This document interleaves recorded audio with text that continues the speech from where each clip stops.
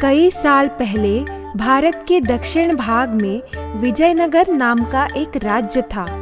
इस विजयनगर में कृष्णदेव राय नाम के राजा का राज्य था। राजा कृष्णदेव राय के दरबार में तेनालीराम नाम का एक रत्न था। ये तेनालीराम अपने वाक चातुर्य और बुद्धि चातुर्य के कारण सिर्फ विजयनगर में ही नहीं पर विदेश में भी सुप्रसिद्ध थे। गांव का नाम था तेनाली और नाम रामन होने के कारण विजयनगर के लोग उन्हें तेनालीराम के नाम से जानते थे। तो ऐसे ही तेनालीराम एक दिन राजा कृष्णदेव राय की ख्याति सुनकर तेनाली गांव से विजयनगर में दाखिल हुए।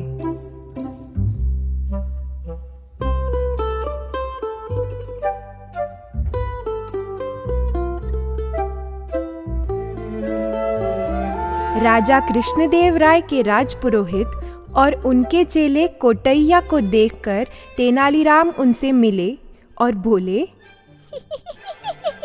कृष्ण कृष्ण कृष्ण हरे कृष्ण कृष्ण कृष्ण कृष्ण। नमस्कार राजपुरोहित जी। नमस्कार नमस्कार। हरे कृष्ण कृष्ण कृष्ण हरे हरे हरे। मैं रामन तेनाली से आया हूँ। हाँ, तो क्या? मुझे राजा कृष्णदेव की सेवा करने की बहुत ही इच्छा है।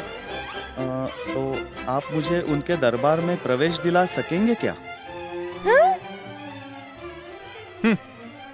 जीवन के 25 साल शिक्षा प्राप्त की, तपस्या की, तब जाकर महाराज के दरबार में मुझे उनकी सेवा करने का अवसर प्राप्त हुआ है।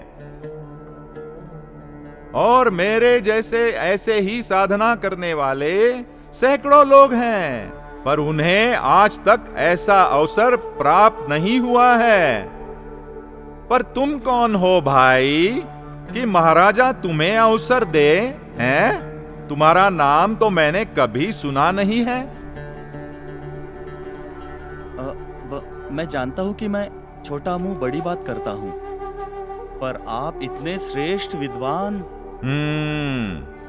वो भी महाराज के मनपसंद। सोचा देखता हूँ आपसे पूछकर, आखिर आपके सिवा मुझे ही नहीं किसी को भी दरबार में प्रवेश करना कैसे संभव हो सकता है?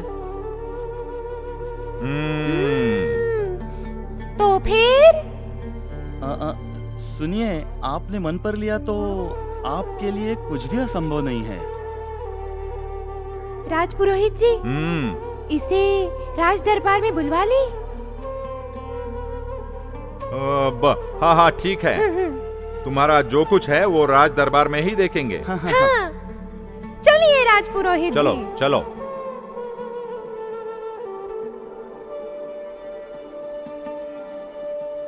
ओ अरे अब ये तो यहाँ धमका। इसका कुछ न कुछ बंदोबस्त तो करना ही होगा, नहीं तो आगे चलकर मुझे ही महंगा पड़ जाएगा ये। राजपुरोहित जी, आप रुकिए, मैं देखता हूँ। ठीक है। कोई है क्या वहाँ? हाँ? देखो, वो दुबला पतला मनुष्य जो राजमहल को देखता हुआ यहाँ आ रहा है, उसे राजमहल में आने मत देना। मुझे तो वो चोर लगता है।